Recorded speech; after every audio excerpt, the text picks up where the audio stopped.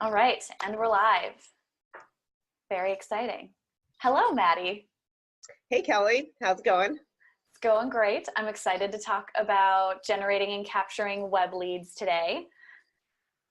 Me too. Yeah, this is probably in the top two most requested topics that I hear from solo and small firm attorneys.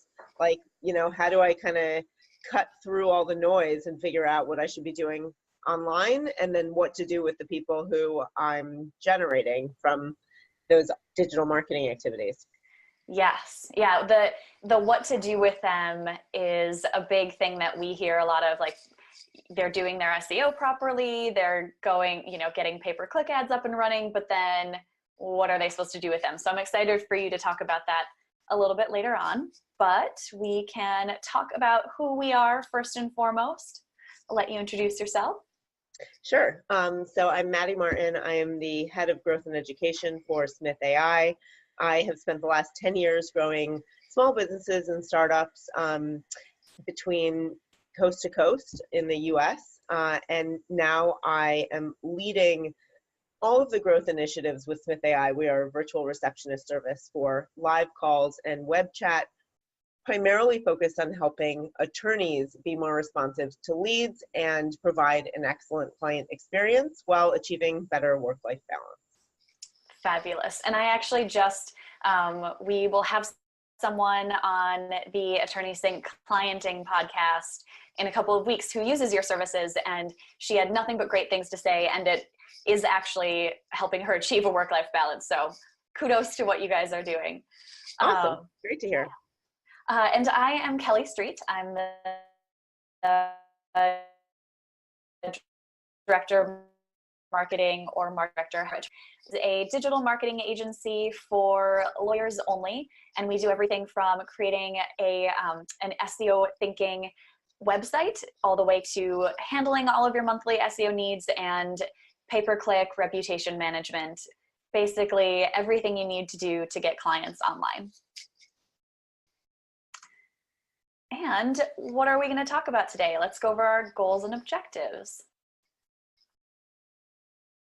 So, big picture, obviously we are going to talk to you about how to grow traffic from your website using organic and paid marketing tactics, and then qualifying your leads and making sure that you know exactly you're attracting the kind of people you want to attract, screening and capturing those leads, getting your new client conversion rate with effective communication, and leveraging your automations and outsourcing to have a better work-life balance, just as Maddy talked about. And Maddy, what are we going to cover today? So we're going to cover tips specifically that focus on the needs of law firms. So the 6 main buckets here are organic search, SEO, which is both technical and editorial, including links, content, online reviews, anything that increases the exposure of your business organically online on your web properties and others, paid search advertising, online reviews, online but off-site social media, so web properties that you don't own but that you manage, targeting approaches, so how to generate really quality traffic, and then metrics and processes that help you analyze your marketing results and the best sources of the best quality new clients who you want to attract more of, so you spend your marketing budget wisely. Fabulous. And then with all of those tips that you'll get today, you will be able to identify and get hopefully some new online lead sources that you haven't thought of before, improve your results from those, and get a little bit more targeted results. So then you won't waste your time on clients who are probably not going to hire you because maybe your specialty is not what they're looking for. And then, of course, increasing that conversion rate and getting a higher return on investment for your marketing spend. And then, of course, from that, you can have more sustainable law firm growth and reliable, higher quality leads for your firm. Excellent. So, you know, Kelly, one of the things that we often are asked, why is this specifically an issue for attorneys and small law firms in particular, and solo attorneys? Well, I always point to the last two Clio Legal Trends reports, which indicate a very small % of hours that are dedicated to billable work every day. It's actually less than 2 hours. And we compare that to the 2 hours that's spent on business development. So we know that it's really important to these attorneys to generate new clients and grow their firms with quality leads. But at the same time, their time is getting spent not only on work that doesn't actually end up getting billed. A lot of people are not using technology to track the time spent texting and emailing and things like that, but also time is sucked out by the interruptions.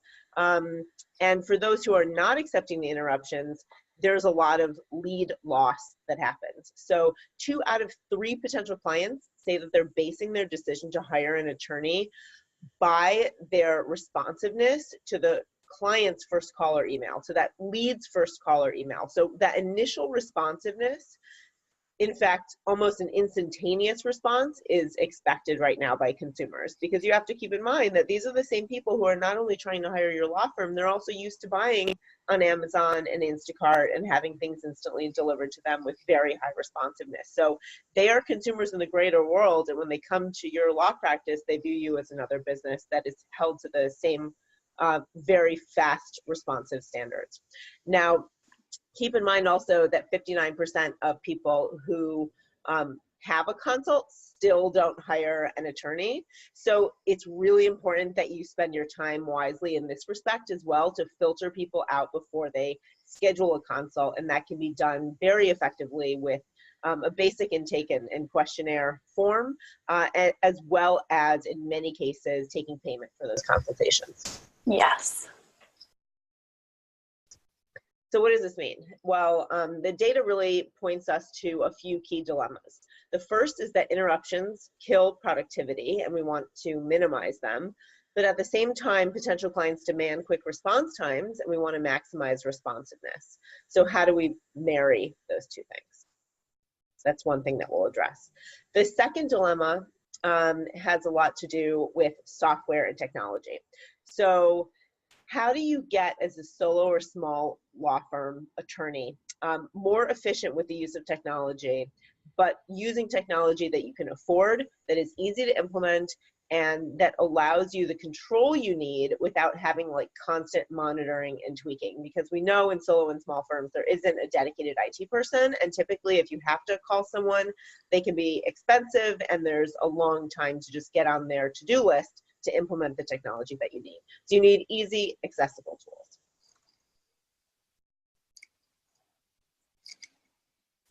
And then another aspect here is control. A lot of the firms that I talk to, for our clients or people who I'm meeting at conferences, you know, they're saying that they started a small firm to have more control, and then it's sort of one of those be careful what you wish for situations where you get more control than you can handle, and then you end up spending a lot of time working way more hours than you want or than you expected, or that you set expectations with your business partners, your family.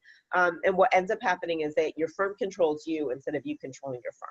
So one of the ways to control this is with effective marketing programs and just consistent processes and practices for lead capture and evaluation and scheduling consultations, because that will allow you to consistently know what channels require your time, how you're going to consistently get leads, and how much you can spend on those channels. And then all you need to do, hopefully, is balance the amount of money that you are spending to generate new clients based on your growth rate and your bandwidth to complete that work.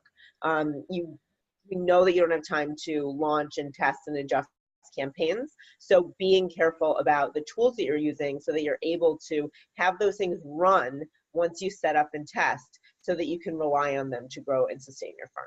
So what we see here are a lot of challenges with the law firm and its clients in terms of the processes and the experience, both internal and external, and that's what we're going to be focusing on today. And on this slide are just a few examples of different aspects of the processes and the experience that matter here, as well as the impact on the bottom line, whether that's revenue, retention, referrals, or marketing ROI.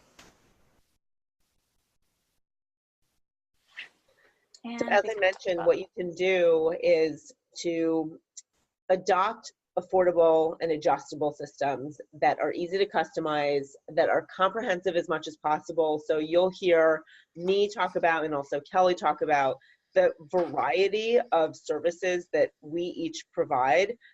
The reason being that we understand for any business, the more you can consolidate work within a single firm, the better, because they become deep experts in your business, and also it allows you to manage fewer businesses and vendors who you're working with to outsource the things where you don't have the core competency, like lawyering, but they do.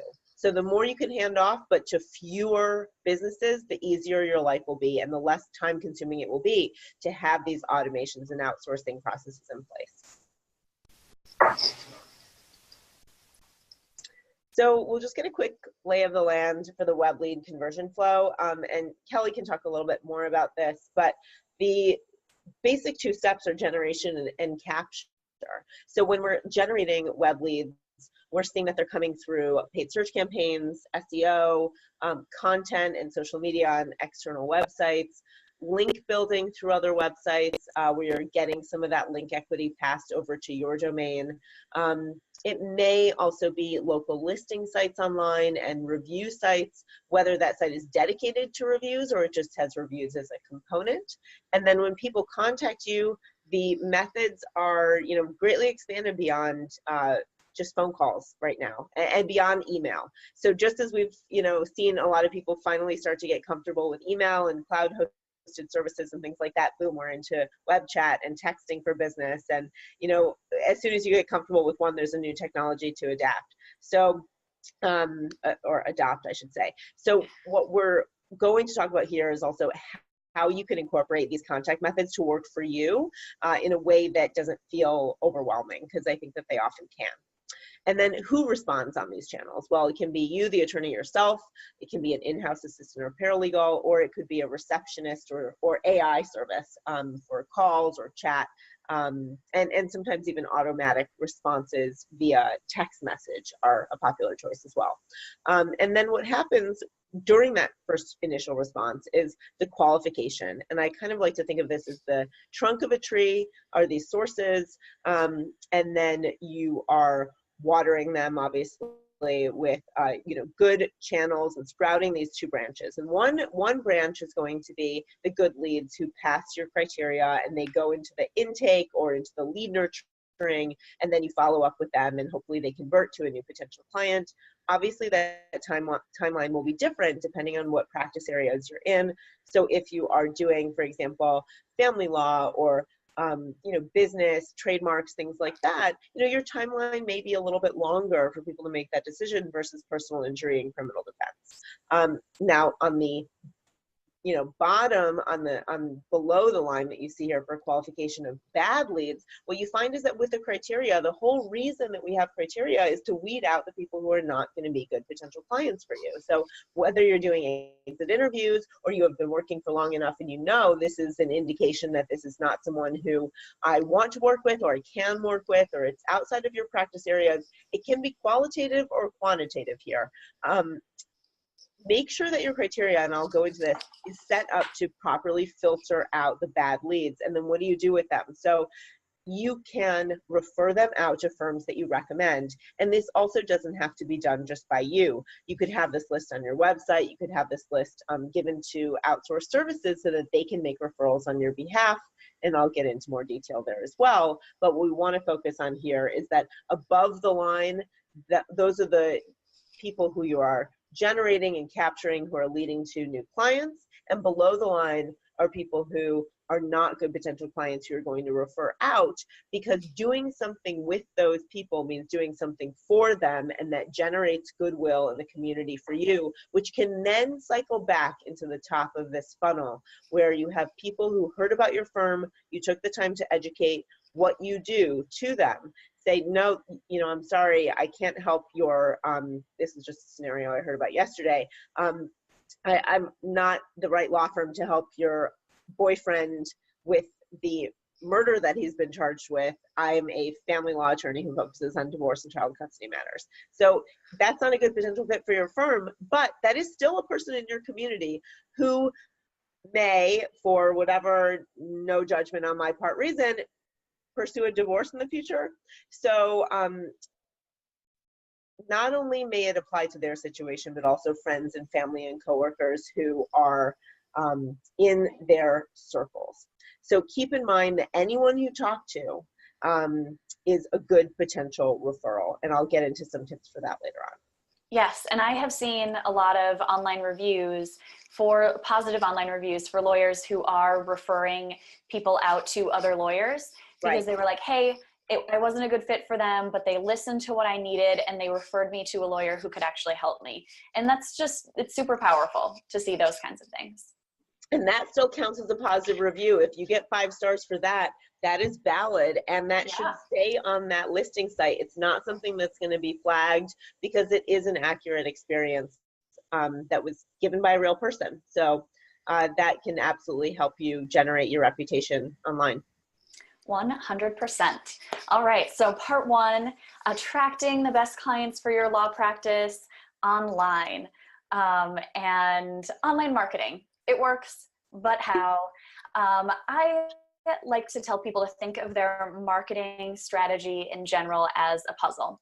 All of the pieces are going to fit together. Everything you're doing offline, everything you're doing online, everything you're doing in person to get those referrals and with other lawyers that you're talking to, it's all working together to help you attract and retain more clients for your firm. That being said, SEO is because that's online marketing and part of the puzzle there, it's a long-term investment that you're going to make in your website and your general online presence through links and engagement over the long haul. So what all about SEO? You've got some technical SEO, on-page, off-page.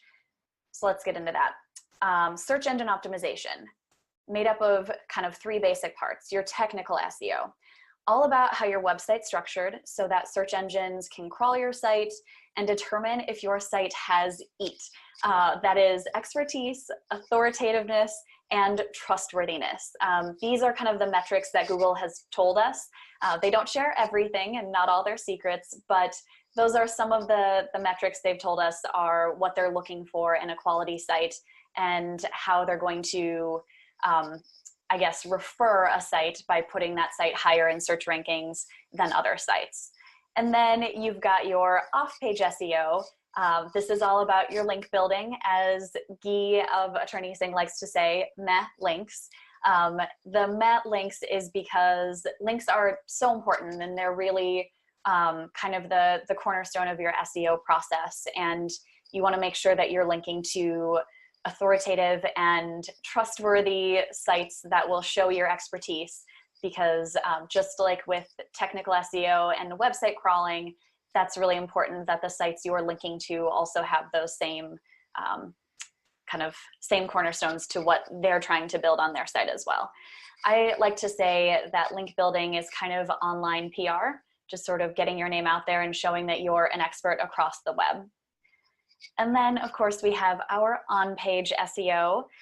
This is kind of focusing on keywords and relevance to the searcher intent or searcher query, as well as obviously user experience, making sure that your site loads quickly, making sure that it is something that they want to engage with, whether it's images or video, in addition to the text on your website, something that's going to capture a little bit more attention and make page views last a little bit longer. All right, so 3 technical SEO tips to make sure that you are doing for your site. First and foremost, decreasing your site load time. so important. I think every time I look up a statistic on how long people are willing to wait for a website to load, it goes from 5 seconds down to 1 second. People just are not willing to wait for sites to load anymore. And I get that. Why would you wait for one website to load for 5-10 seconds when you can just go in that span of time, you can go down to the next one on the search engine result listing. So check your site load time on Google Page Site Insights. You want to talk to your technical SEO person and make sure that you are compressing images, optimizing your files, and then obviously checking the site speed with some regularity just to make sure that when you're adding new posts, adding new pictures, videos, that your site is still going as fast as it can be.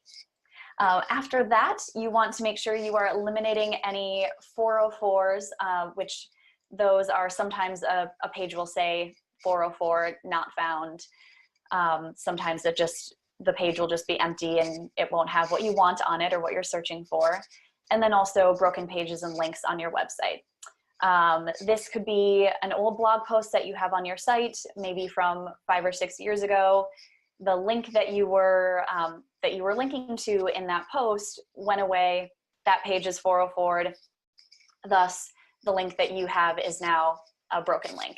So some tools for this: Link Miner, SEMrush is a good one. We use that one a lot. And Google Search Console also has some nice tools on there for you to help out with some of these things.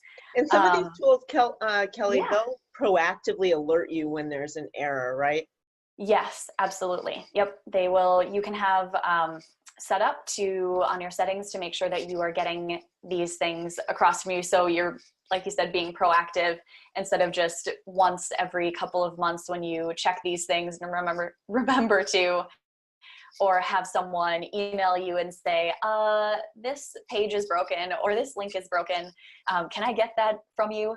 And you don't have to have that embarrassment.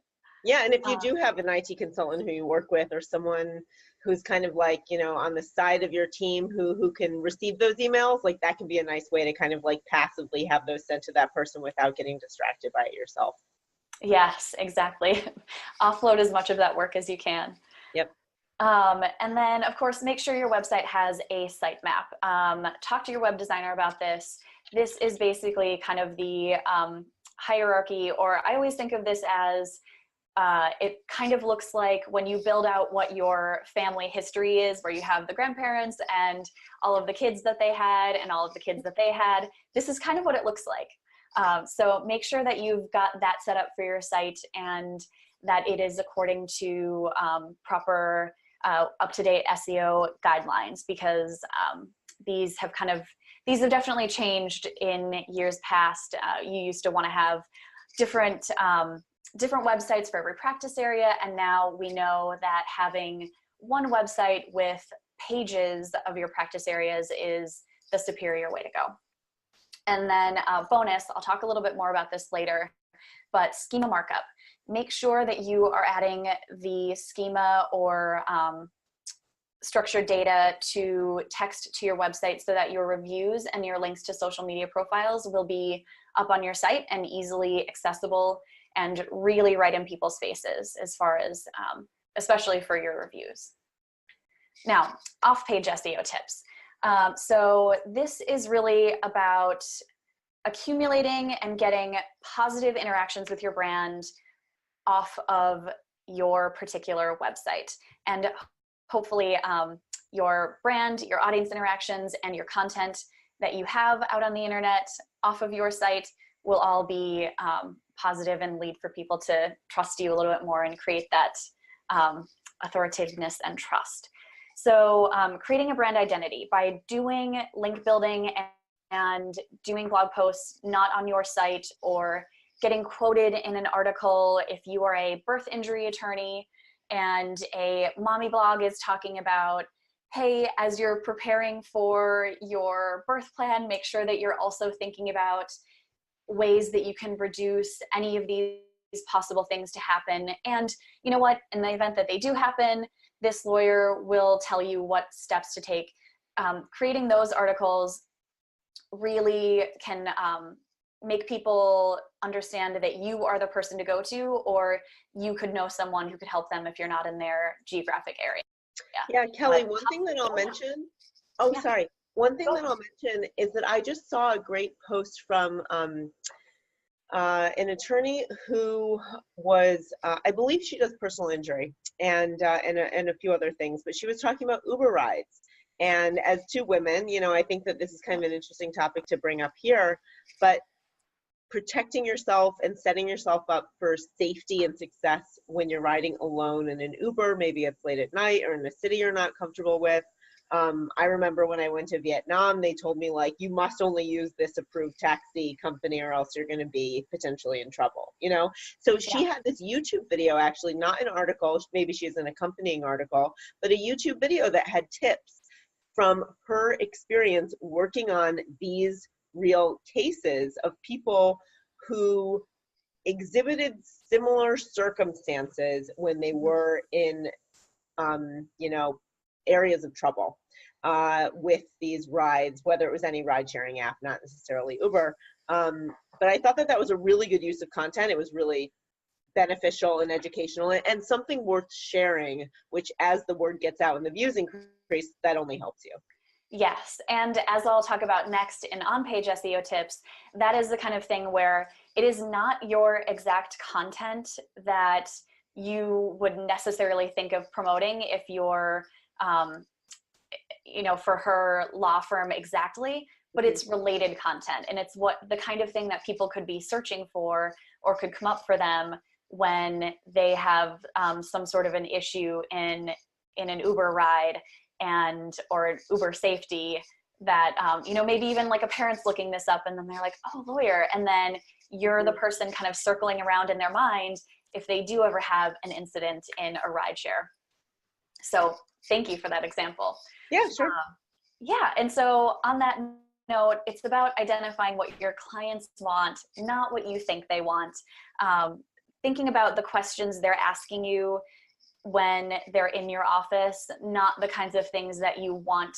And well, and I guess this could be a balance between the things that the questions they're asking you and the things that you want them to know, so they're also an informed consumer, like the example that Maddy gave. So it's a little bit of both in order to be able to get those links and have a little bit more of a better brand identity online. And then our on-page SEO tips. So keywords on repeat. Do not use keywords over and over and over again anymore in any pages of your website. Hopefully people are not still doing this, but you do not need to repeat.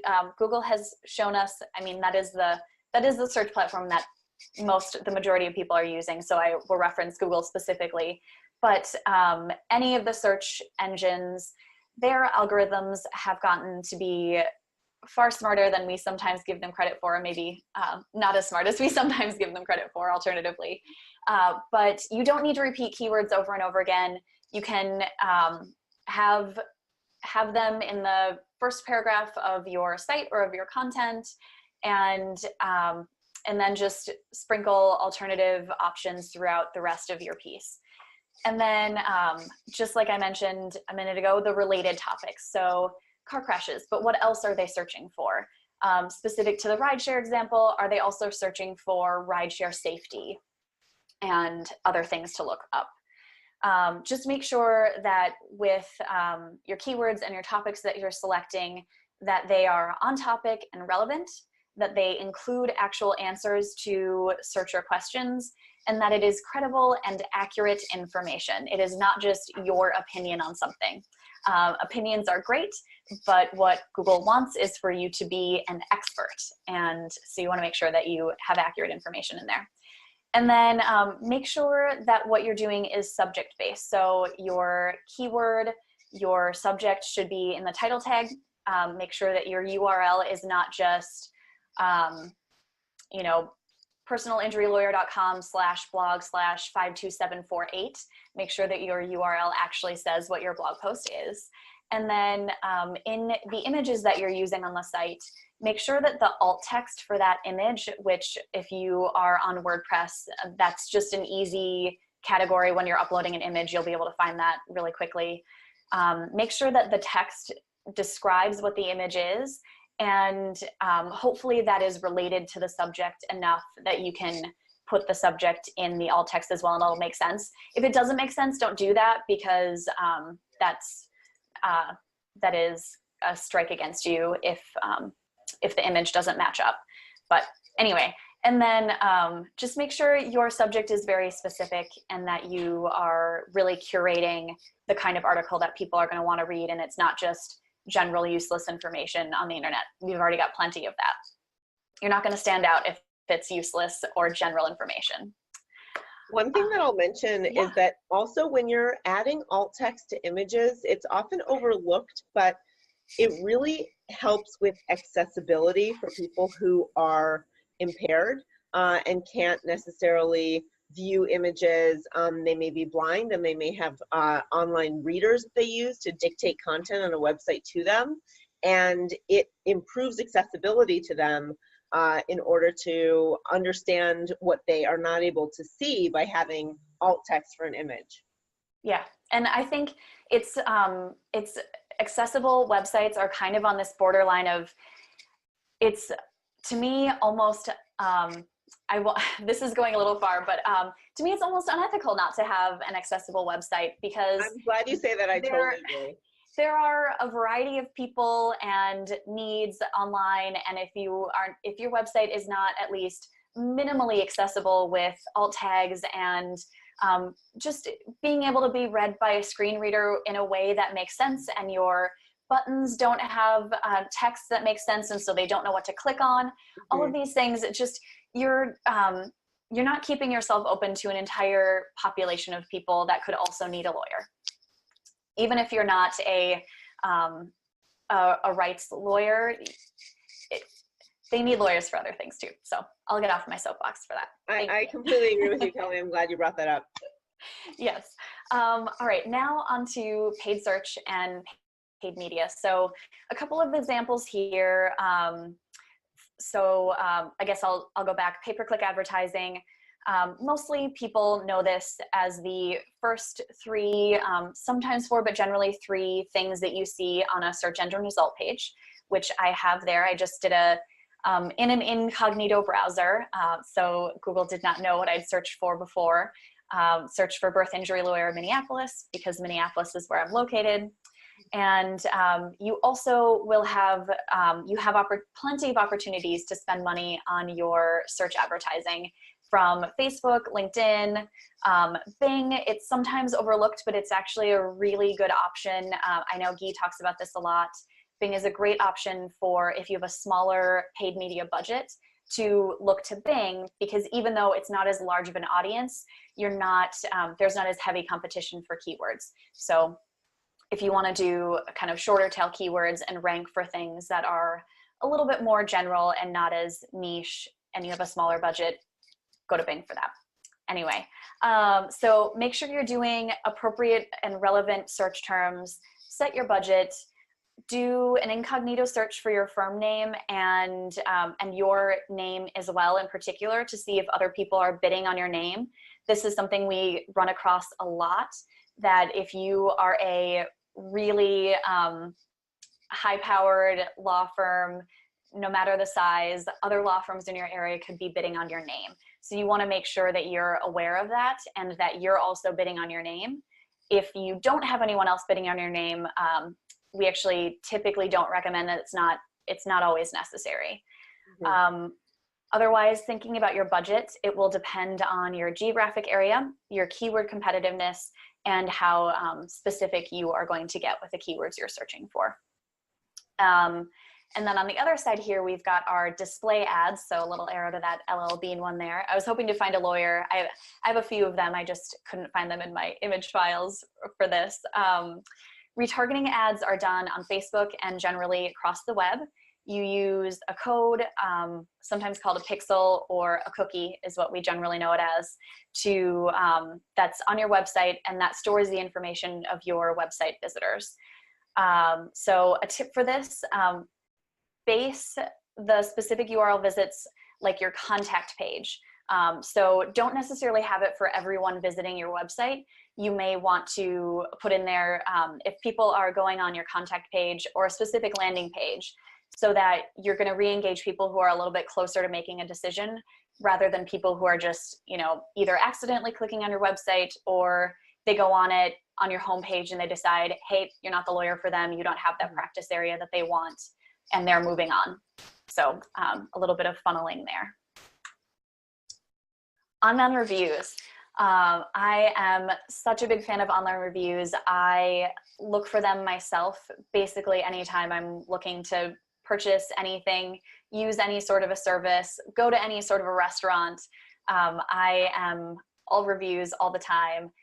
I know there is some worry that reviews are not always incredibly trustworthy, but you do what you can for your firm and make sure that you have reliable reviews for potential clients. Because I will tell you, if you don't, consumers are starting to get incredibly intelligent, and there is a landmark suit that a consumer is suing a law firm for false reviews online. And she said her suit is valid and it's moving forward, and it's because she saw that they had tons of great 5-star reviews on their Google My Business profile. She was like, great, this is the law firm for me, retained their services, had an incredibly poor experience, and had someone look into the validity of their reviews. Turned out that their reviews are fake and that they are notorious for using fake reviews. And so now she has a legitimate lawsuit to go ahead with this law firm. So anyway, reviews create social proof, make you trustworthy as long as they are legitimate, and are, for people like me, essential to their decision making. The other asterisk on this, review gating. So review gating is the practice of only allowing people who you know have had a positive experience with you. This is not by Google, it's by a number of state ethics committees. So my advice to you on this, don't do it. It's better to be safe than sorry, and just send out a review prompt to everyone who you have, you close their case or close their matter with. Online reviews. So we all know what they look like. I just kind of wanted to point out, I found this really interesting. The Google search result for online reviews, your Google My Business profile will pull in reviews from your Facebook or other reviews around the web, like we have a review on Lawyerist. And then for Bing, totally different scenario here, it pulls your reviews from Yelp. And luckily we've got a couple positive reviews on there too. So just kind of be aware of what search engines are pulling your reviews, so you know what's going on around the web and where different people are searching, how that could affect your firm. Online but off-site. So social media reviews, they show people that you are accessible as long as you're responding to your Google My Business Q&As quickly, and your Facebook messages, because your Facebook message, your Facebook profile will show how quickly you respond to messages, and you definitely want to try to get that to be under an hour. Allows you to have visibility across the internet, like I just showed you in the searches. So ask people for feedback. You can do this really passively by having links in your email signature. The lawyer I mentioned earlier, who I met through Maddy, Justy Nickel, she is awesome, and she uses Wisestamp as her email signature, and it has click to review her right in there and click to do appointments and all that stuff. But I was introduced to Wisestamp through her, and it's just a really cool option to have a more technologically advanced email signature. And then, like I mentioned earlier, schema. So I pulled this directly from one of our clients' websites. They pulled their review schema, put the code on their site, so it kind of compiles and pulls all of their reviews together. So all across the internet, they now can show that they have over 200 5-star reviews. Really great, just kind of passive marketing that they have on their site. And then I would not be able to finish this without talking about my love for Google My Business and the importance of this. If you have not, I'm certain that all of our audience has, but just in case you haven't, claimed your listing, please go ahead and do that now. It's really easy. You just basically search for yourself on either on Google, or you can search Google My Business and then click in and go through there. You definitely want to monitor your question and answer. You can see right here, we've got 3 questions and answers, and we have answered them all. Make sure you're posting in your Google My Business, putting videos, putting photos up. We like to use dynamic number insertion for our post. We put a different phone number in our Google My Business listing so that we know when people are calling us that they're calling directly from Google My Business. You can do a little bit of tracking from there. And then of course, be honest about your availability. If you have an answering service that is 24/7, feel free to put 24/7 on there. If you don't, or if your office is closed on a particular holiday, make sure that you are updating that in here, because the worst thing is for a potential client to think that you're available 24/7. They call, they leave they get a voicemail. They're like, okay, that guy's really not available. And just creates a negative experience. If they were going to call back, they probably wouldn't then. And then of course, don't spam your listing. Spamming your listing means putting car accident lawyer, Chicago as your title of your business. That is not your title. There are plenty of people who are scouting the internet for violators of Google My Business spam, so don't do it. And then second to last, targeting and generating quality traffic. I'll get into this more later, but here are a few tips that I have for getting traffic that is more relevant to you.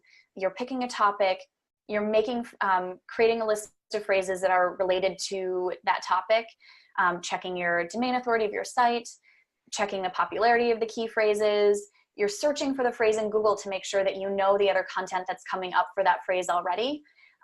You are, of course, writing the best page you can using the tips I've given you earlier, and then optimizing that page for those key phrases. Domain authority, I would check out moz.com/link-explorer, and I can send this out in an email afterwards. But that's a great one for checking to see how authoritative your domain is seen on the internet. I have a lot more of this. I can send out notes later, but I want to give Maddy some time. So metrics and processes. Here are a bunch of things you should be looking at as you're checking your online marketing performance. But first and foremost, leads. Are you seeing more phone calls, lead form fills, or clients as a result of campaigns you're running? Because that's really the end-all be-all metric. There are lots of different places people can fall off earlier in the process that you can figure out. If you're not getting the leads, okay, go back through and see, are they visiting our site? Yes. Are they filling out the form? No. Maybe they don't like the landing page. Different things you can use there. All right, now handing it over to Maddy to talk about filtering and converting your online leads. Woo. Thanks, Kelly. That was really a fantastic overview. And you know, when you're talking about Google My Business listings and being honest and upfront on your listing, just also don't just think about like being honest for other people, but honest for yourself, like with that phone number. And you can move to the next slide. But with that phone number, man, I think about how people reach you all the time, right? I mean, we're in the business of responsiveness here at Smith.ai, and like many solo and small firm attorneys are still running their business with their cell phones. And every single time, that's like my #1 recommendation. Is one of the simplest things you can do is just get a business phone number and have it forwarded to your cell phone. You don't have to change your device. You just have to not let people have your personal cell phone in their phone, because let me tell you, as soon as they add you as a contact and that's their primary contact information for you is your cell phone number, that's not leaving their phone. They may give you you know, you may give them your business number at some point if you get it later. and they will still have your personal cell phone in there, and it will be marked as a cell phone, and they will know that they can reach you there if they need to, and they will try. So don't even let that, you know, get started, and make sure that you have a business phone number. They're very, very cheap. I mean, we're talking like, you know, under 30 bucks a month, you're getting a business phone number that is dedicated for phone, text, you know, whatever it is that you need. So that, plus to having an after hours voicemail and setting expectations properly, are two of the most like basic communication improvements that you can make like immediately after this webinar, right? Yes. So how do potential clients reach you beyond phone? Well, email, text message, and website chat. And actually, when I talk about chat online, I'm increasingly also talking about other platforms that are off-site, as Kelly said. So not just chat on your own domain, but also Facebook Messenger. The really nice thing about messages compared to text is that it allows oftentimes for better triage. If you have someone who is helping you be responsive, and obviously you have to be careful about ethical boundaries there, but also it allows you to have very robust kind of automatic responses, whether it's a bot or embedded links. There are some text message applications that I will mention that are software driven, but the really nice thing is that it feels very controlled and visible. I think one of the drawbacks with text messages is that it doesn't necessarily give you insight into when the person will respond, whereas website chat is very active, and you know if someone is present on that channel in that moment. And as you mentioned, Kelly, you know, like how responsive you can expect them to be before the chat even begins. If you know your responsiveness time marked on Facebook is on average an hour. It's the same thing when I go on Airbnb and I say, am I gonna book this listing? Because it tells me that the person takes on average 2 weeks to respond. No, I'm gonna, be in touch with someone who I think is actually active and present on the channel. And that gives you an indication of their future responsiveness to you as a client. And I think that consumers are very savvy when it comes to setting up their expectations. And that could be about reaching you on your personal cell phone, or it could be about, if you're responsive in the beginning, that gives them the sense that you're going to be responsive throughout the engagement. So let's talk about how these communication platforms work in the context of a law practice, and really what it comes down to. And Kelly was mentioning tools as well as things that you can do personally, and that gets down to this equation, which is human intelligence combined with machine intelligence to deliver fast, friendly, and accurate responses that also really effectively qualify leads so that your time is wisely used from end to end, from the beginning before the client hires you all the way to the end. So what are some examples of human intelligence? It's the content itself on your website or in the lead form. It's the questions that you're asking in your intake. It's the greeting you use in that web chat.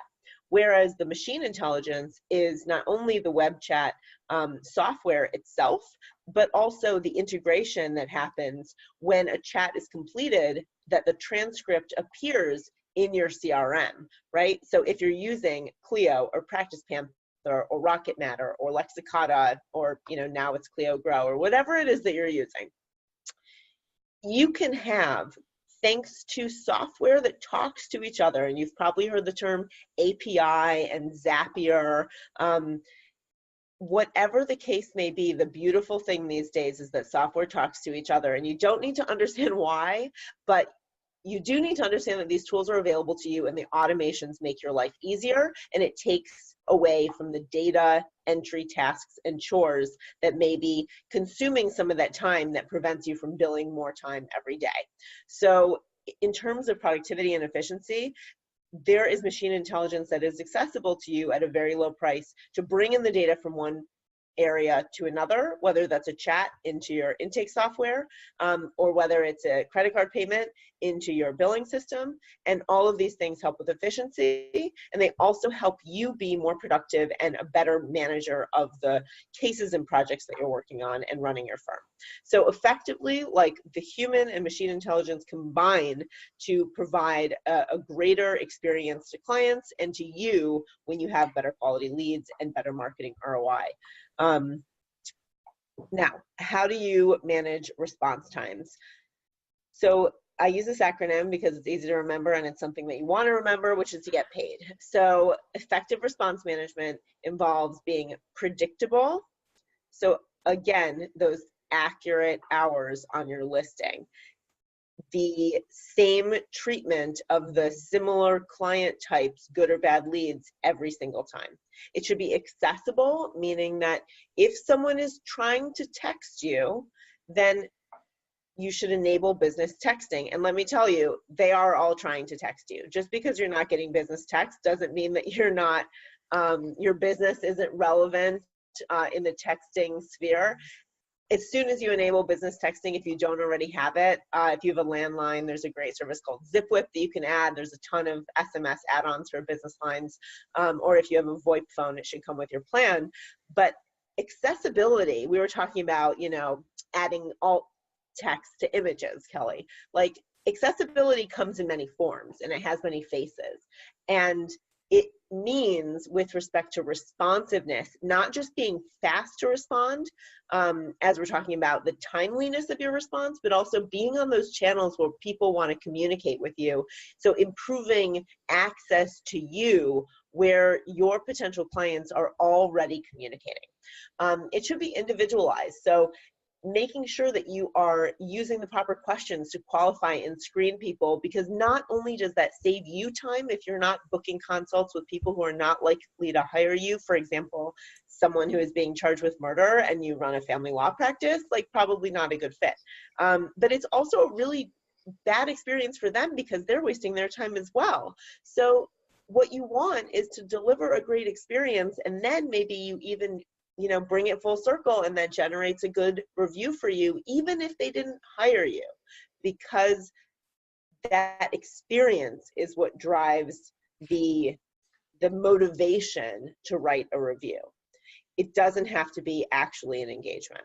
So if you're individualized, if you give them the attention that they deserve and you listen, and then you direct that potential client down one of those two branches of the tree for good or for people who you want to refer out, that experience up front, that extra time spent either by you or by someone who you're outsourcing that to, or if it's listed on your website, that will pay you back in spades.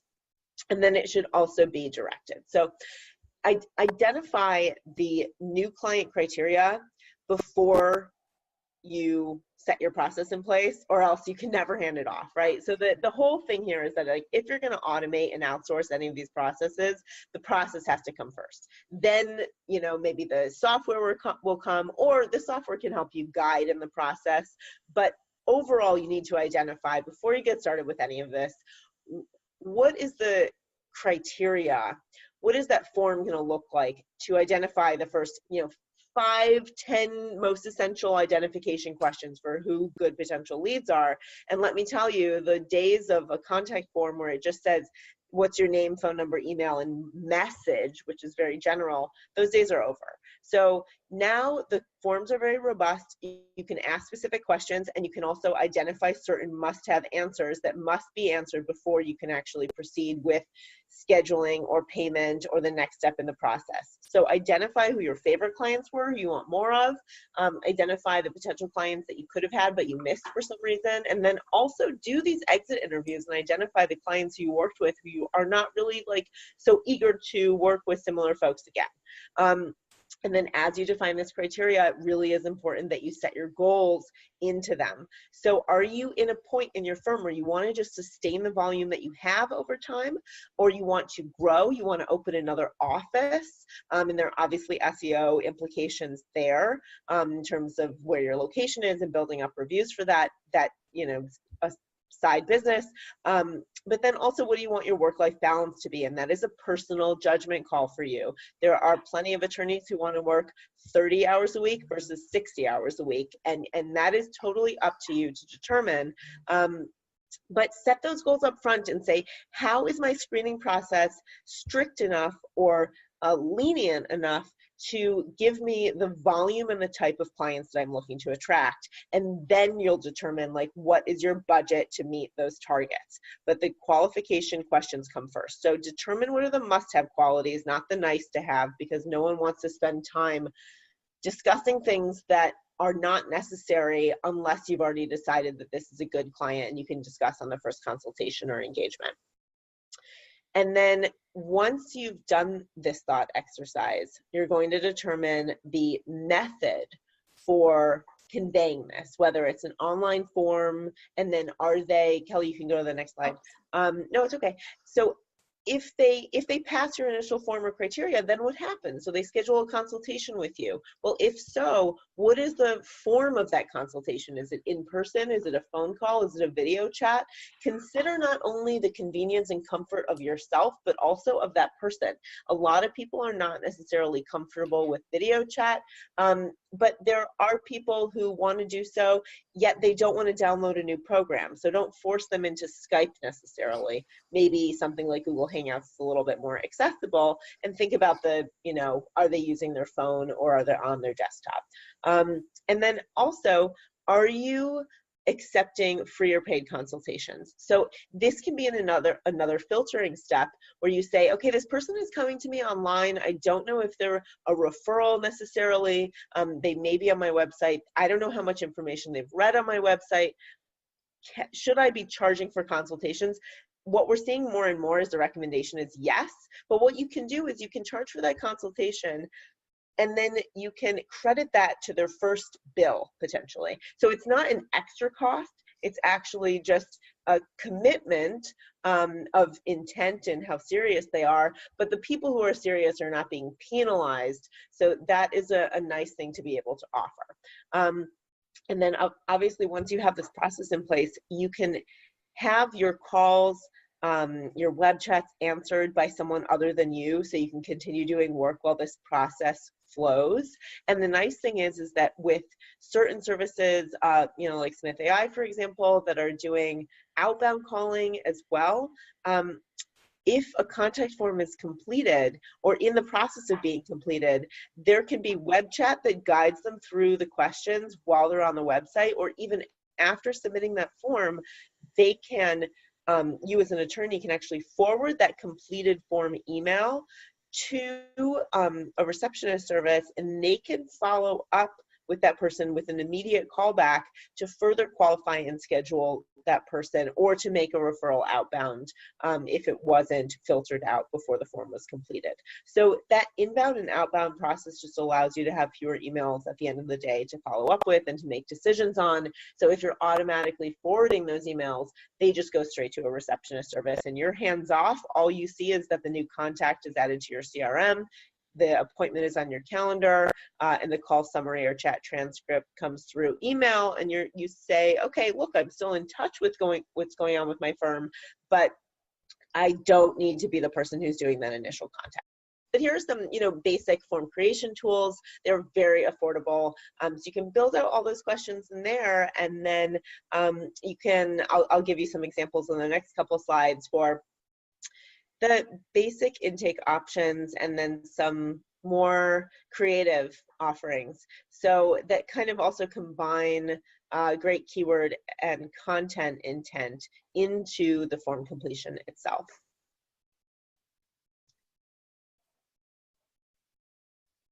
So Kelly, can you advance the next one? So Emily Cooper in Minnesota, actually, she runs Cooper Law.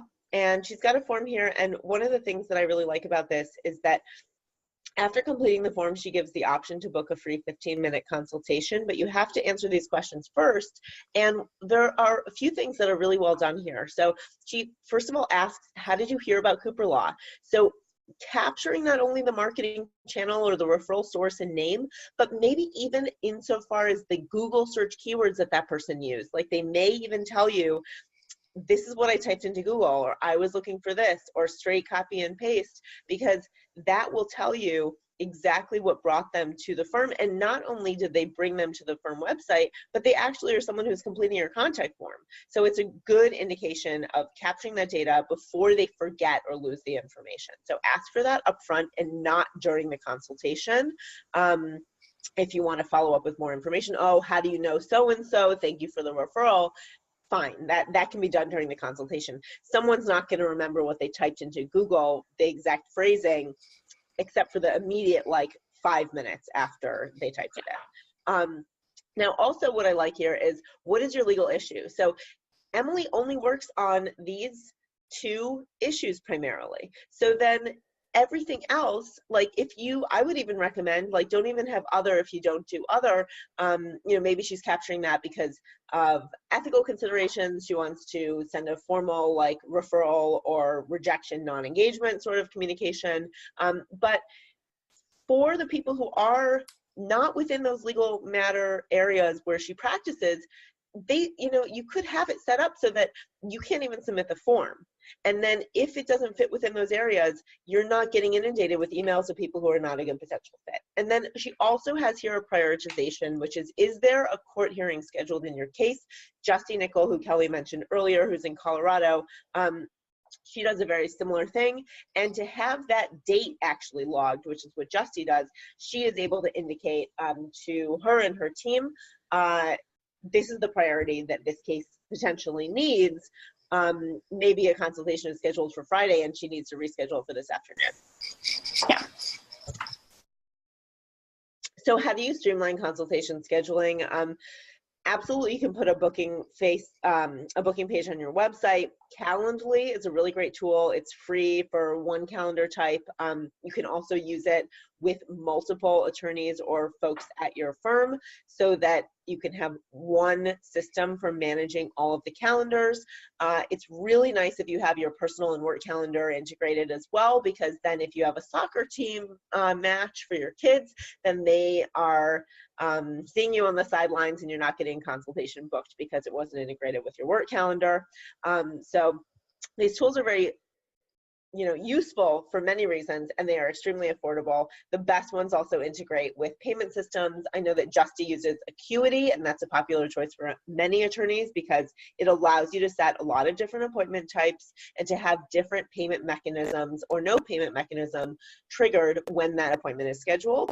And some of these payment solutions also not only support debit and credit card, but also e-check, and work for attorneys who are doing fixed flat fee services like estate and wills is very popular choice there. So that can be just paid up front, and then the follow-up communication is about just as simply as getting started. So one of the things that you can do also is, if you are concerned about or don't want to take payment for the appointments up front, you can have these scheduling links available behind certain gates. So let's say that you have to complete that contact form first, and then you are given access to the link to book the appointment. Or you hand it off to a receptionist service, and whether it's web chat or it's a phone call that goes through, or in your lead nurturing drip with email, you have a link to it. So you know that people have been educated a little bit. They've talked to someone who is a receptionist for your firm, and they have a little bit more information before they book that appointment, which will reduce cancellations and no-shows. And that's really the goal here, is to make the best use of your time and your money. So one of the things that I often recommend is really handling referrals well and systematically. So think back to the lead qualification criteria that you identified, and then really identify like who you can recommend within your community or even across the US, depending on the type of case that is being presented by the person who's a potential client but not a good potential client for you. How can you connect this person to the services that they need? It may even be the local bar association who has information and you're recommending them, and that could be a good default backup. And then you can share that simple list and the criteria for how to refer to these individuals or firms and share that with your receptionist service, share it with your front house team if you have someone on staff.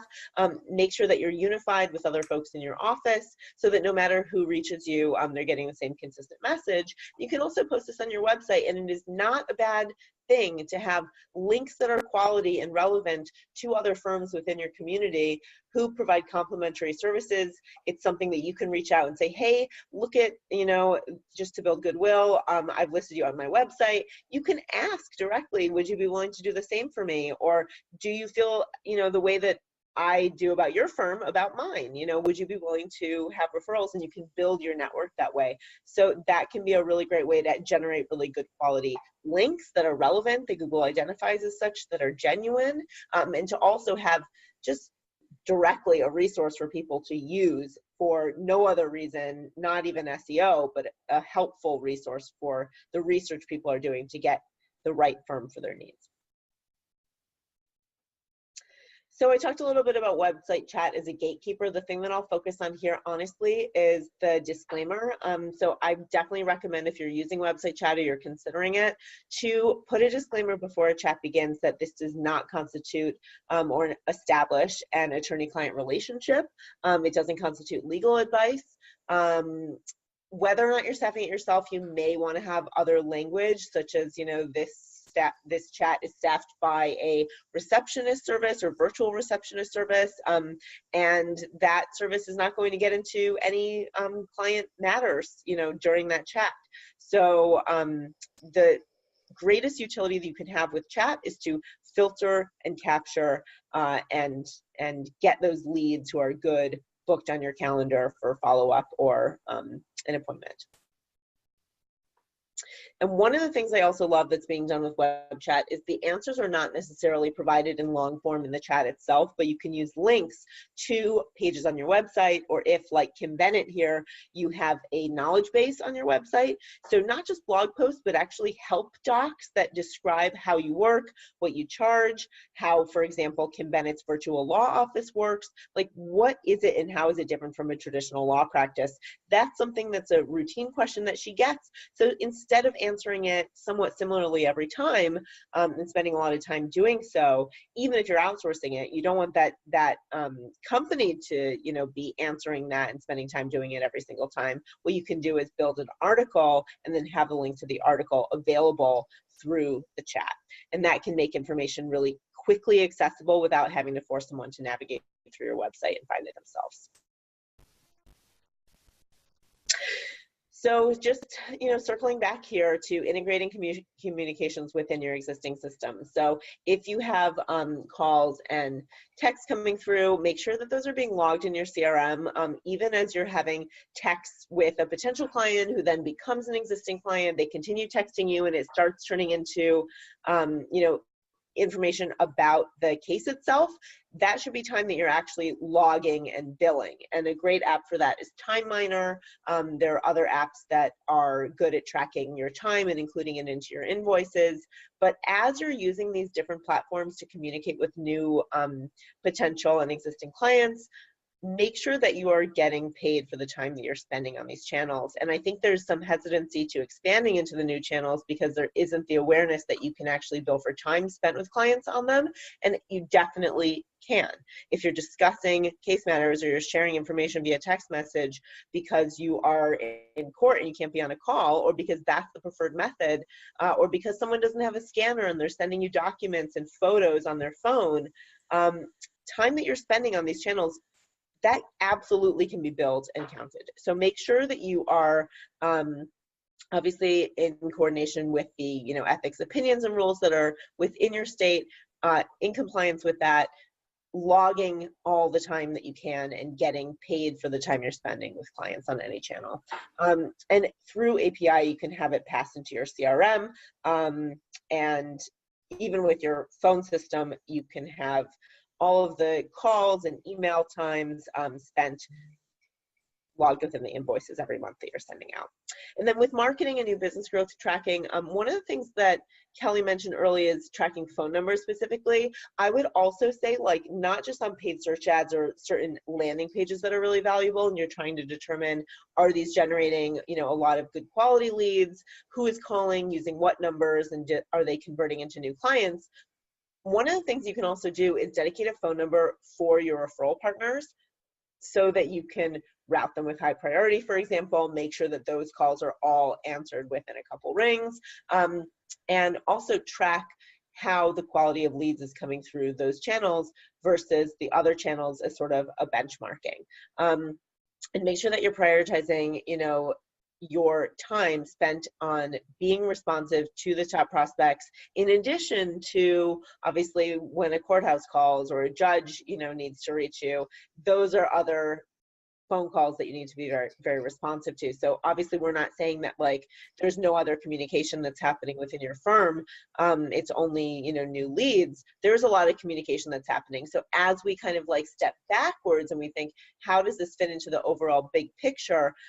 That's where it becomes even more obvious that you can't run a business on your personal cell phone, because you can't have a phone tree with your personal cell phone. So have that VoIP phone system that allows you to have a phone tree that prioritizes your calls for you, and then also blocks spam so that you know when your phone rings, it's worthy of picking up, because you're not worried that it's like a third of the time these days that your phone rings and it's a spam call. And that's a lot of the reason why, you know, attorneys are not necessarily responsive, and small businesses in general, because they resent picking up their phone. And I feel the exact same thing. So here's an example for you to review later on, just because we've completely run out of time. But Connor Malloy his partner runs a firm in Chicago called Tri-City Legal. And you can check out what Connor is doing in the link below. He had an interview on the Inbound Success podcast that's really excellent. Kelly, I think you know Connor as well. I'm sure you've met him. He's a really smart guy who is an automation expert in addition to being an excellent attorney. And he has set up a really phenomenal lead capture workflow that nurtures the lead, converts the lead, and tracks very accurately and effectively using automation and outsourcing, with a very good targeted advertising campaigns, and also forms where he actually has it's a landlord firm, and he has an eviction notice form completion on his website that basically allows the landlord to complete this form, indicate whether it's a 5 or 21 day notice, and then it gets sent to them. Not only does Tri-City Legal get all that information and can follow up with them promptly based on the deadline that that person has provided, but they also get the form that gives them the service they need to file that eviction notice. And all Tri-City Legal has to do is follow up and say, hey, do you need help after 3 or 4 days, after 20 days? So your timeliness is there, your responsiveness is there to that lead, and also you're doing a very service first driven lead capture model. So as your traffic is really good quality and people are completing that form, the people who complete that are a very good indication of a quality source of a new client for you. Very smart. Yeah. All right. With measuring the methods that you're using and their performance, how are you going to know it's working? We're going to go back to school here and do some math problems. I won't spend much time on this because we'll send it out, but basically just some formulas here for how you know what you're doing is actually working for you and you're not spending more than you're getting back. And a couple of different things to use when you are looking at measuring performance of all of your marketing methods. For pay-per-click ads, landing pages, website visits, like specifically for blog posts, not just general sites or general pages on your website. If you are promoting any of those anywhere else on the internet, you want to use UTM parameters. And I have a link here for how you can build those really easily. Google has this tool and you can know what to put in there. But what a UTM parameter is measuring is where, what link you are trying to measure, where you posted that or where you put it, and then what it is that the campaign is for. And you want to use this, like I said, post articles, put these when you're linking on social media, different things on your blog. If you're linking to, if you have a landing page and you're linking it back to your blog, make sure that that link has the UTM parameters on it. In a newsletter, this is another great way to use this, is the links that you're using in your newsletter, make sure those all have UTM parameters so that you know where not only that those pages are being visited, but where people visited them from, if it came from you. Obviously with organic search, you'll see that differently, and you can track that differently with a cookie or something else, but one great little way to do that. And then another one, I talked about this a little bit earlier too, the dynamic number insertion, and Maddy also talked about this. So great that we're both in alignment that this is a smart thing to do. Figuring out where people are converting from, use it on your online profiles, a variety of them. If you want to use a different one from Yelp, on your Avo profile, your website, any marketing collateral. I think this is a really interesting tool as well that people wouldn't necessarily think of, is anything that you're printing off. If you're even on your business card specifically, you can have a different number on there so that you know if anyone's calling you from your business card, that, or if anyone's calling you from that number, that, oh, they got my business card. It wasn't just that they went to my website or something else. We use CallRail most often for getting those different phone numbers. A lot of our clients use it as well, but CallSource Agile CRM is another one that links to a CRM, but also gives you these different phone numbers that you can use. And Active Demand is another one I found. So a few different options there to get these different numbers. Awesome. Thanks, Kelly. So yeah, let's talk about your game plan. Obviously, what you need is a process and a budget and a time frame. So really the process and these initial questions come first. How are you going to set yourself up for success before you turn that faucet on? So build your basic shareable intake form once you have those questions in place, and then also identify what you're going to do when each step is happening. So is it streamlined? Is it automated with software?